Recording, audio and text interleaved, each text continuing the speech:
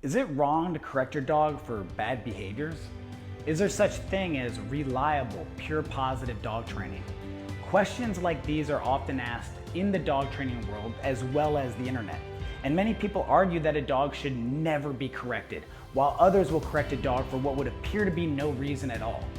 Both may seem extreme. What we mean to find is a balance. This balance of properly timed rewards and corrections, which will help us facilitate operant conditioning. In today's video, we'll be discussing the 4 different types of training: pure positive, pressure-based or escape training, avoidance training, and balance training. Let's start with reward-based training. This is an ideal training style to start your dog on, but it can also take the longest. Simply put, this is when you use rewards and praise to teach all the desired behaviors, and you use negative punishment when your dog fails to perform the correct action. So they learn to go into different positions to access rewards. Now, this training is almost entirely stress-free for a dog, which makes the training very positive for them. The training uses a combination of positive reinforcement and negative punishment. Even though it uses negative punishment, it's still known as pure positive, since the trainers do not use positive punishment, which is usually a physical correction. However, even if you never corrected a dog with a physical correction, you would be implementing positive punishment if you were to yell at your dog. Let's go over the 3 common ways we can use reward-based training. The first one, and the most common, is luring. This is when you use food to guide your dog into the desired position, and once your dog is in that position, you would release the reward to your dog. If you're using markers, you would mark and then reward. Next is fix shaping. This is when you have a training goal in mind, but you're letting your dog figure out what you want instead of directly showing them. You can see an example of this in my scent detection series with my dog Ari that actively figures out what I want without me having to tell her. Last is free shaping. This is when you don't have a particular training goal in mind, but you mark and reward behaviors that your dog performs that you like. For example, your dog goes and lays down on their bed. You like that behavior, so you mark and reward that action. Or your dog sits, you mark and reward that. Since your dog's actions made the reward appear, your dog will start to learn that they can make rewards happen based on their behaviors, which helps create what's known as an active or proactive dog. This also helps teach our dogs that they can get rewards even if they don't actively see the reward in our hands. Sounds simple, which it is, and it's incredibly effective. I highly recommend you do this with any dog that you're training. Next is pressure-based training, also known as escape training, since a dog is learning to escape the pressure by complying. This type of training is usually accomplished with a leash. It is often referred to as leash pressure training. However, when done correctly, this training actually becomes a leash cue. Since a dog trained on leash pressure understands that they need to follow the leash instead of resisting it. It helps cue them into different behaviors, and it's one more tool we can use to effectively and clearly communicate with our dogs. Using leash pressure is excellent if you want faster results, and it uses a combination of negative reinforcement, negative punishment, and positive reinforcement.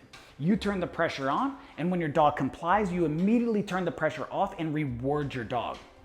I don't prefer to start this way, but I do like to use this technique once the dog understands the concept of luring, since we can use the food lure to teach the dog leash pressure. And once the dog understands this concept, we can then use this in training to help with reliability, the stay command, and how to turn off pressure, which will increase your dog's confidence. There are a few things to know before jumping into this style of training. One of the first things to consider is when you use a leash, you'll quickly discover that your dog is resisting it. That's because dogs possess what's known as a classical opposition reflex. If you pull on a leash, they resist and go the opposite direction. However, with leash pressure, our aim is to teach them to go with the direction of the leash or with the pressure of the leash, which opens up new training opportunities. Once the dog understands to go in the direction of the leash, we can use it to teach positions such as sit, down, stand, direction into the heel position, walking forward, walking backwards, or any other number of behaviors. We also use leash pressure to easily teach our dogs the stay command. Leash pressure also helps to teach a dog what behaviors are not acceptable without having to issue a correction. For example, clearly teaching a dog barriers such as not entering the bathroom or the kitchen, not walking out the front door or into the street. We can also use this to stop specific behavioral issues such as jumping up on furniture or playing too rough with another dog. Remember, positive reinforcement is limited by how much the dog wants the reward, but negative reinforcement means the dog is given no choice but to comply and learn. Next is avoidance training. This style of training, the trainer would correct the dog into each desired position. This is considered an older style of training and it's not as commonly used anymore. And even though the dog learns very quickly, it can create a bad association to the training. This training uses a combination of positive punishment, negative punishment, and positive reinforcement. For example, the dog would be given the command sit, then the dog would be corrected into the position with an upward leash pop while simultaneously pushing down on the dog's butt. Because the dog was given the correction, they'll start to automatically sit because they don't want to experience another correction. In other words, you're correcting a dog without the dog actually doing something wrong. Again, this type of training is very old-fashioned and likely not a good idea anymore. The last is balanced dog training. This is the most preferred style of training and it's becoming more and more popular as this information spreads. It's what I recommend. The balanced trainer uses all 4 quadrants of operant conditioning: positive reinforcement, negative reinforcement, positive punishment, and negative punishment. First, starting with positive reinforcement to teach the dog what behaviors are desirable. Second, using negative punishment to avoid rewarding undesired behaviors. Third, implementing negative reinforcement with leash pressure to teach a dog what behaviors are not acceptable without having to issue a correction. And finally, using positive punishment to develop reliability. Remember, we must always keep in mind that everything our dogs do is based on motivation. The motivation to access something pleasant or the motivation to prevent something unpleasant. And if we can always present the most motivating factor, whether it be a reward or correction, we will guarantee reliability. And that reliability might one day save a dog's life.